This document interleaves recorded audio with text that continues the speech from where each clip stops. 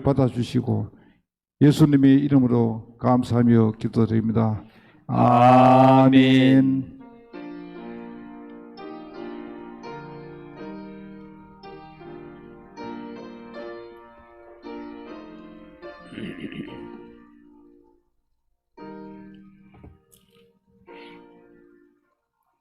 하나님 말씀 구약성경 스바냐 3장 9절에서 13절입니다.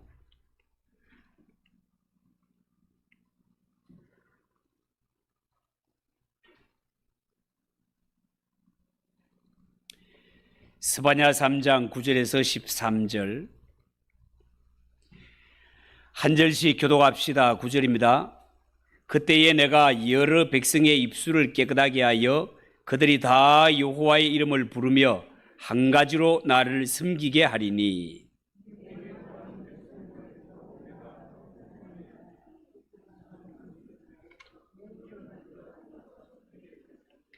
그날에 내가 내게 범죄한 모든 행위로 말미암아 수치를 당하지 아니할 것은 그때에 내가 네 가운데서 교만하여 자랑하는 자들을 제거하여 네가 나의 성산에서 다시는 교만하지 않게 할 것임이라.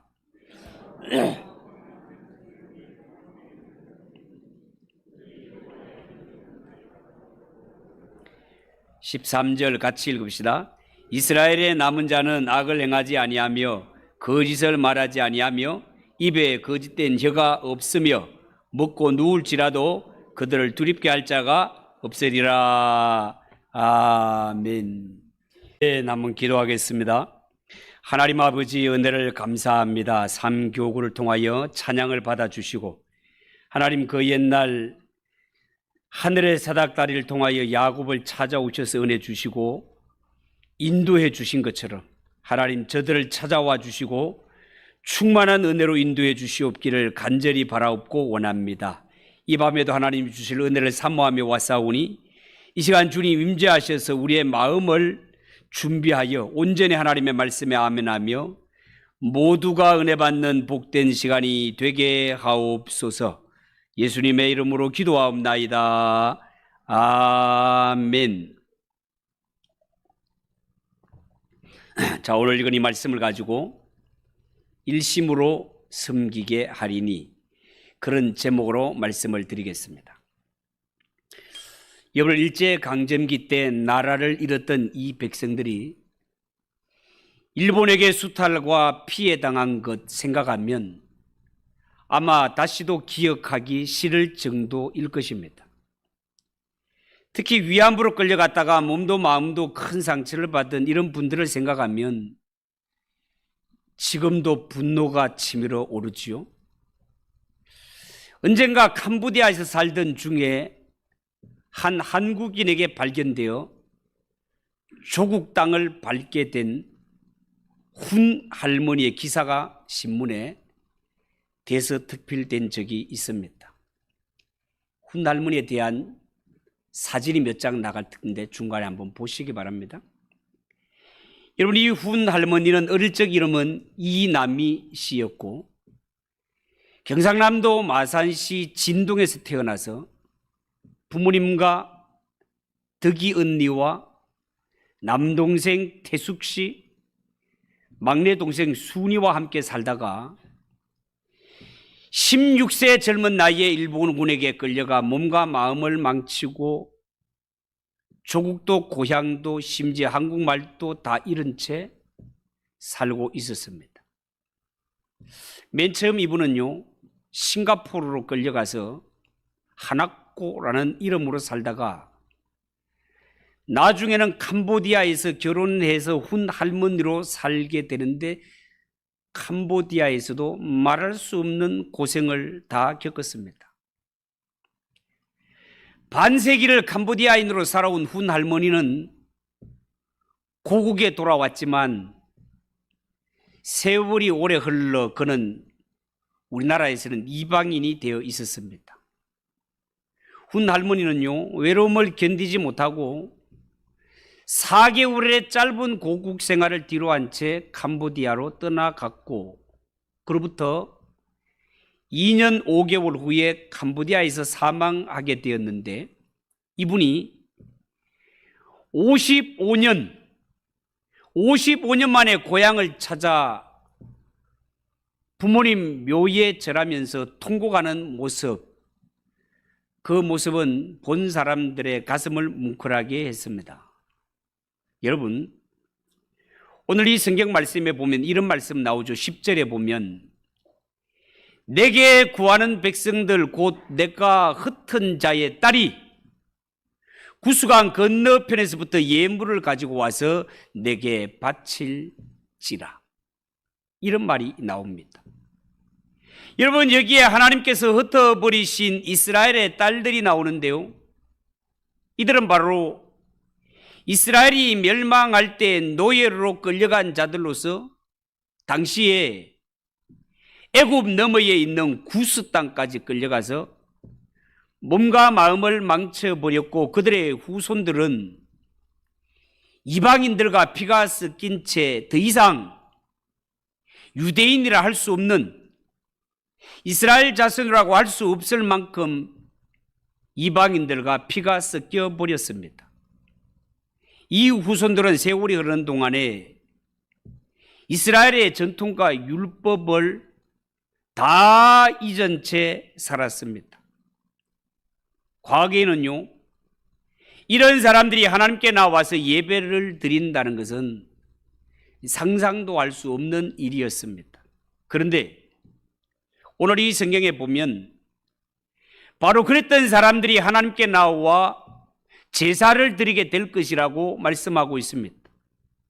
이는요, 이스라엘의 혈통과 신앙을 다 잃어버리고 완전히 이방인들과 똑같이 되어버린 자들인데, 어떻게 이러한 자들이 하나님의 전에 올라와서 하나님을 예배할 수 있을까? 그것은 그만큼 세상이 변했다는 것입니다. 이제는 새로운 세상이 열려서 아무도 그런 사람을 부정하거나 더럽다고 말하지 않는다는 것입니다. 오늘 성경 말씀에 의하면 이제는 교만한 자들이나 남을 판단하고 비난하던 자들은 다 망해서 사라졌다는 것입니다. 이러한 것들을 배경으로 해서 볼 때 역사적으로 어쩌면 예루살렘의 멸망은 하나님의 나라가 멸망한 것이 아니라 사실은 하나님의 나라의 개혁이었다고 볼 수 있겠습니다. 부유하고 교만했던 자들은 다 쫓겨가고, 노예로 팔려갔던 가난하고 궁핍한 자들이 약속의 땅에 돌아와서 전적으로 하나님을 섬기며 사는 것이 새 예루살렘의 특징이 된다, 그 말입니다. 여러분, 9절을 보십시오. 9절에 그때에 내가 여러 백성의 입술을 깨끗하게 하여 그들이 다 여호와의 이름을 부르며 한 가지로 나를 섬기게 하리니 라고 했습니다. 여기에서 그때라는 것은 예루살렘이 멸망할 때를 말합니다. 그리고 예루살렘이 망한다라는 것은 이 세상에 존재하는 유일한 성전이 사라진다는 뜻이기도 했습니다. 그러나 하나님은 눈에 보이는 멋진 성전이나 질서 정연하게 서 있는 이러한 제사장들, 그리고 이 하나님의 백성이라고 하는 유다 백성들 대신에 어쩌면 하나님의 전에 어울리지 않는 이방인들의 입술을 깨끗게 해서 그들로 하여금 하나님을 섬기며 하나님을 노래하게 하겠다라고 스바냐 선지자가 그대로 예고하고 있습니다. 예를 들어서 어떤 나라에 실력이 아주 뛰어난 왕실 악단이 있다고 칩시다. 이 악단은요, 그 나라 유일한 악단이요, 최고의 실력자들을 모은 궁중악단이었습니다. 그런데 이 궁중악단들이 너무 마음이 교만해서 하나님 앞에 아름다운 연주를 올려드리는 것보다가 자신들의 특권만 앞세우고 온갖 추문을 일으키자 왕은 이 궁중악단을 해체해버리고 아무 자격 없는 떠돌이 음악가를 모아서 새 악단을 만들었습니다. 그들은 출신이 귀족도 아니었습니다. 왕실 분위기에 어울리는 사람들도 아니었습니다. 그런데 왕은 왜 이런 사람들을 불러서 그들에게 새 옷을 입히고 귀족의 자격을 주어서 새 악단이 되게 하였을까요? 그것은요, 왕이 참으로 하나님께 예배드리고 찬양드리기를 좋아해서 하나님께는 영광이요 듣는 사람들에게는 감동을 주는 음악, 눈물이 있는 음악을 원했기 때문에 그렇습니다. 그러므로 음악적으로 오류가 없는 완벽한 연주보다가는 어쩌면 하나님 앞에 중간에 좀 틀린 부분도 있고 실수가 있다 하더라도 하나님 앞에 드리는 찬양은 진정한 기쁨과 감사가 넘치는 이런 연주, 이것이 하나님께 더 큰 영광이 되고 듣는 사람들에게도 깊은 은혜가 된단 말이에요. 스바냐 선지자가 활동하던 당시의 예루살렘 성전에는요, 매일매일 최고의 제사가 드려지고 있었습니다. 절차를 보나 찬양을 보나 제물을 보나 모두가 최고의 수준의 것들이 바쳐지고 있었습니다. 그런데 중요한 것은 하나님이 보실 때 하나님이 원하시는 것은 외모만 번지르르한 그러한 것이 아니었습니다. 하나님이 원하시는 제사는 진정한 회개와 감사가 있는 제사를 원하셨습니다. 그래서 하나님은 예루살렘 성전을 폐허로 만드시고 거짓된 제사장들을 폐하신 후에 얼마 전까지만 해도 우상을 섬기던 이방인들의 입술을 깨끗게 해서 그들을 통하여 하나님을 섬기게 하겠다고 선지자를 통하여 예고하고 있습니다. 여러분, 여기에 입술을 깨끗게 하여, 입술을 깨끗하게 한다는 말이 무슨 뜻입니까? 당시에 이방인들은요, 우리로 치면 불신자들, 하나님을 섬기지 않는 불신자들은 입만 열면 더러운 말들을 쏟아냈습니다. 왜요? 죄인의 마음 속에 더러운 것들이 가득 찼기 때문에. 여러분, 안타깝게도 요즘 우리 사회의 학생들과 젊은이들을 보면 깜짝 놀랄 정도로 욕설이 난무한 것을 보게 됩니다. 욕이 아니면 말이 전달이 되질 않습니다. 그 이유가 뭘까요? 그것은 그 속에 하나님의 은혜가 없기 때문에 그렇습니다. 은혜를 받지 못했으니 말도 행동도 입술도 거룩할 수가 없는 것입니다. 그런데 하나님께서 이제는 그런 자들에게 은혜를 주셔서 찬송하게 할 것이며 예배 드리게 하시겠다라고 하나님이 예고하십니다. 여러분, 정말 그렇습니다.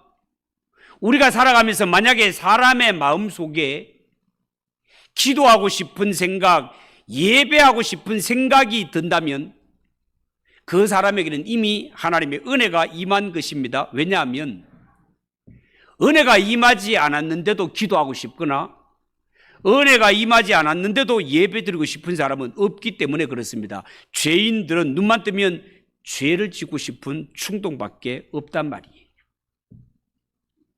앞으로 이 세상을 살아보면 알겠지만 하나님의 은혜가 임하지 않는 세상은 점점 더 악해져 갈 것입니다. 점점 더 더러워져 갈 것입니다. 더럽고 추한 죄를 짓는 자들이 어른만이 아니라 점점 연소화되어 가는 것을 보게 될 것입니다. 하나님의 은혜가 떠나면 그런 현상이 일어난단 말이에요. 그러므로 사람의 마음속에 내가 교회에 가고 싶다, 내가 예배를 드리고 싶다, 이러한 마음이 생겼다면 그 자체가 이미 하나님의 은혜가 임한 것이며 이들이 변하여 마음도 깨끗해지고 입술도 말도 깨끗해지게 된다는 것입니다. 어쩌면 이방인들을 제사장으로 세울 때 겉으로 보면 예배 분위기가 망쳐진 것처럼 보일 수 있습니다. 왜냐하면 이방인들, 그들은 예배의 절차도 모르고 율법의 법도도 잘 모르기 때문에 그렇습니다. 때로는 유대인들이 이해할 수 없는 모습으로 하나님을 섬기려 들지도 모릅니다. 그럼에도 불구하고 하나님은 예루살렘의 제사장들과 예루살렘 백성들을 폐하시고 이방인들을 통하여 예배를 받으시겠다라고 하는 것은 하나님은 인간적인 실수가 좀 있더라도 감사와 감격이 살아있는 회개의 제사를 원하기 때문에 그렇습니다. 여러분, 하나님께서는 그들로 하여금 다 나 여호와의 이름을 부르며 일심으로 섬기게 하겠다라고 9절을 한번 다시 보십시오. 그때에 내가 여러 백성의 입술을 깨끗하게 하여 그들이 다 여호와의 이름을 부르며 한 가지로 한 마음으로 나를 섬기게 하겠다라는 것입니다. 여러분, 이방인들은 적어도 위선적인 제사를 드리지 않습니다. 악한 마음으로 제사를 드리지 않습니다. 그런데 당시의 유대인들은 하나님의 백성이라 하면서도 마음속으로는 사람을 미워합니다. 죄를 짓습니다. 분노가 가득 차 있습니다. 입으로는 사랑한다고 거짓말을 하고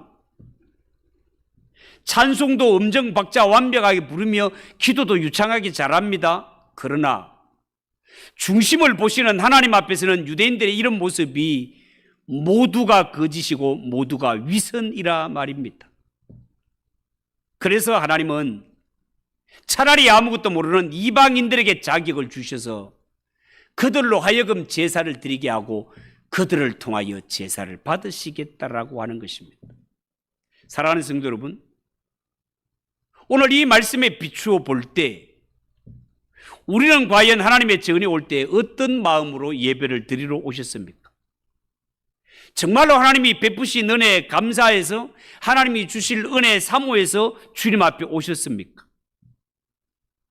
때로는 예수 믿는 성도들이 찬송을 부를 때 보면 가사도 생각하지 않고 입만 부르는 그런 경우가 없잖아 있습니다.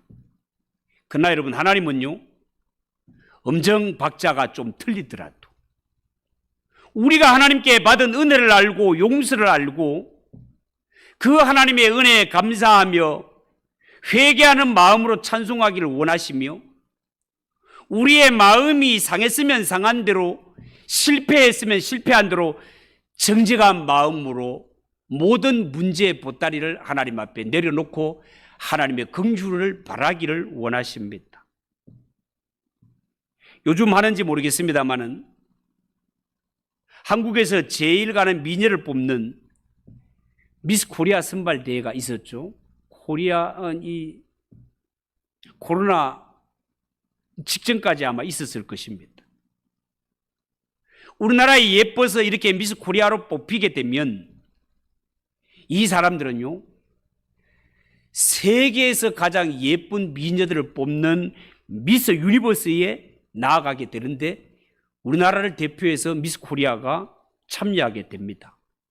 자, 그런데요, 1997년에 세계에서 가장 예쁜 아가씨를 뽑는 미스 유니버스에 선발된 대단한 미인 중에 한 사람인 브룩리라는 사람이 한국을 방문한 적이 있습니다.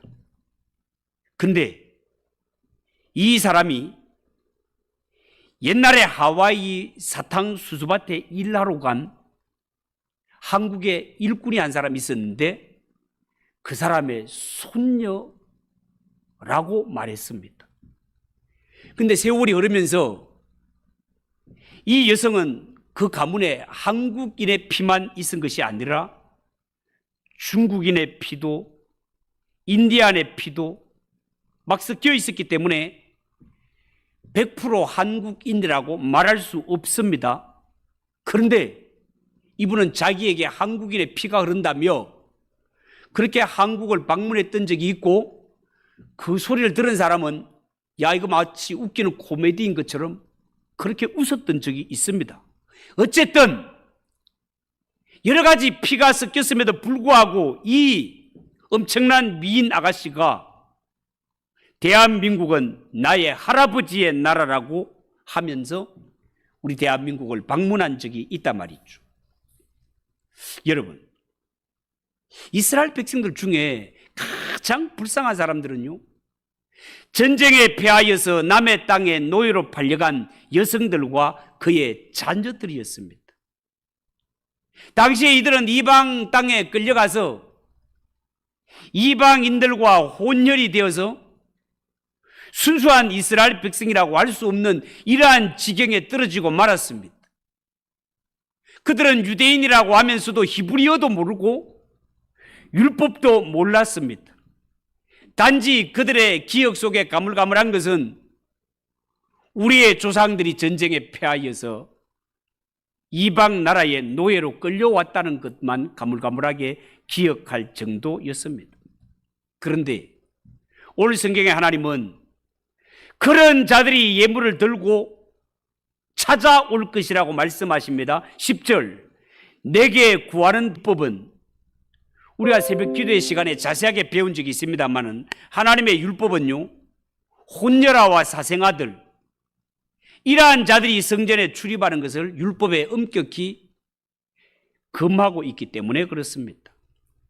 모세의 율법에는요, 사생아 출신인 모압과 암몬 자손은 영원히 성전에 들어올 수 없다라는 규정까지 있습니다. 그런데요, 일찍이 노예로 팔려가서 이방인들과 피가 섞인 이러한 후손들이 어떻게 성전에 올라오며 어떻게 이들이 하나님께 제사를 드릴 수 있습니까?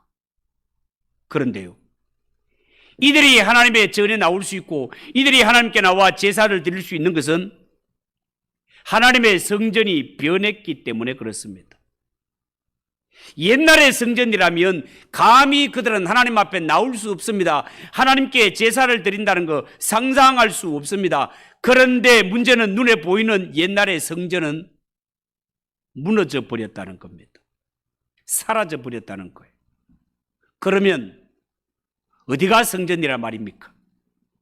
이제는 여호와의 이름을 부르는 사람들이 모인 곳이 성전이 된다는 거예요.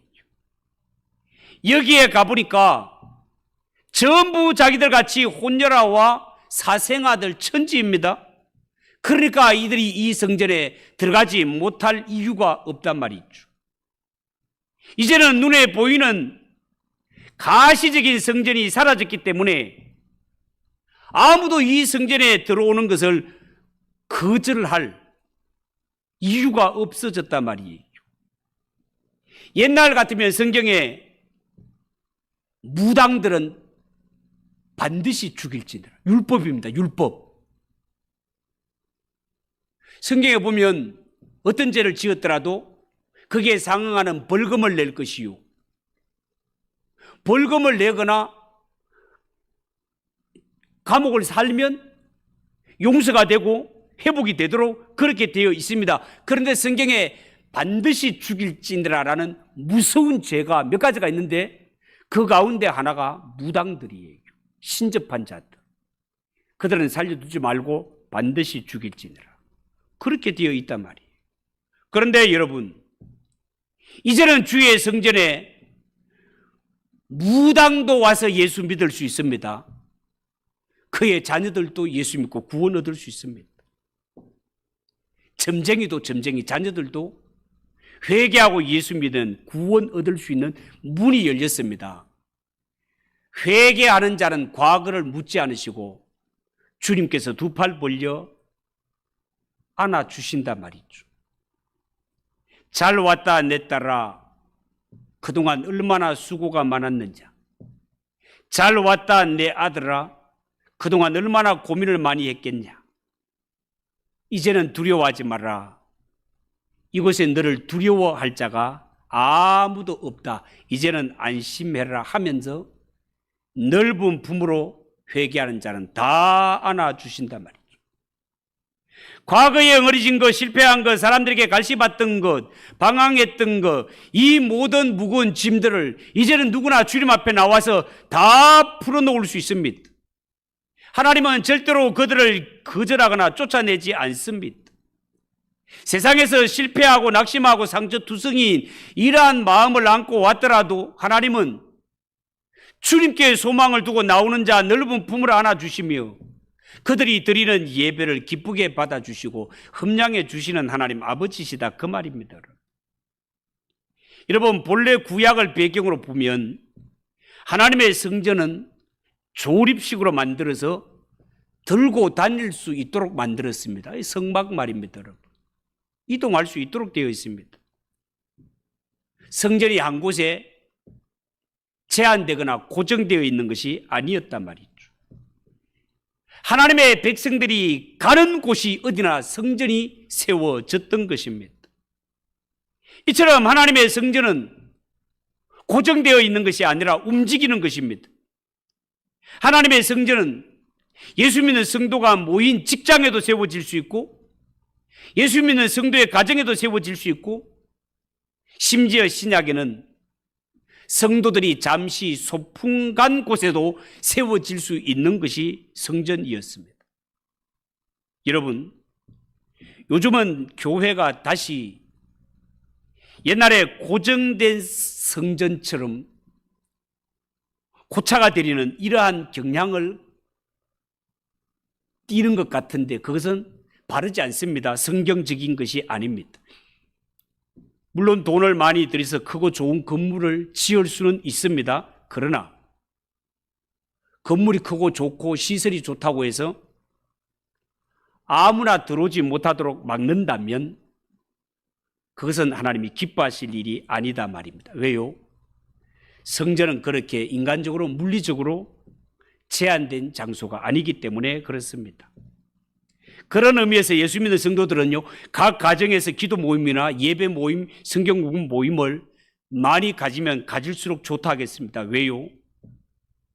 물론 그런 일을 위해서 가정을 개방하는 사람은 오는 분들 때문에 청소라도 한 번 더 해야 되고 차라도 한 잔 끌어내 대접을 해야 되기 때문에 아마 수고가 따르겠죠. 그러나 예수 믿는 성도의 집은 밥 먹고 잠자라고만 주어진 것이 아니라 그곳에서 예배를 드리고 그곳에서도 복음이 전하여 영혼이 구원되고 그것을 통하여서도 하나님께 예배 드리라고 성도에게 집이 주어졌다는 사실을 믿으시기 바랍니다.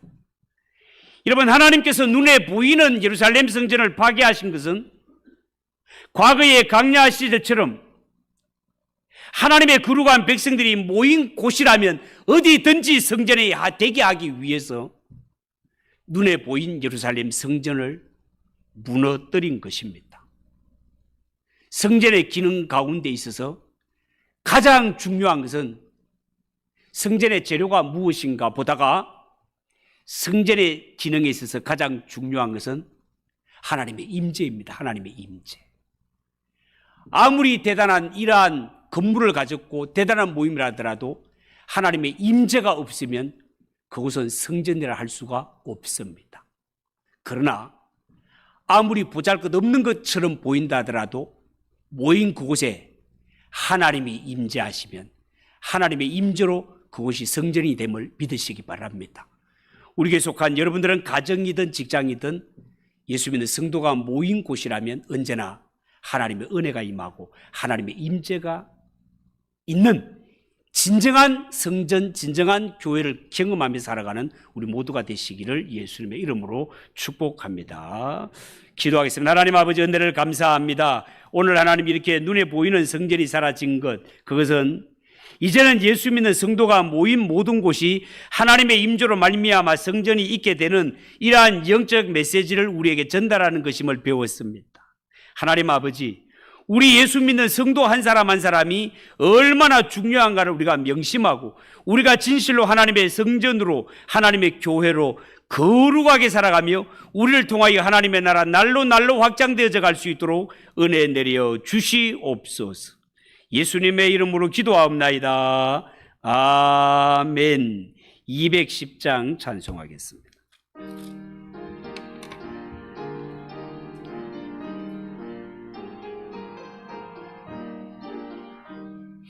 시온성과 같은 교회 그의 영광 안 없다.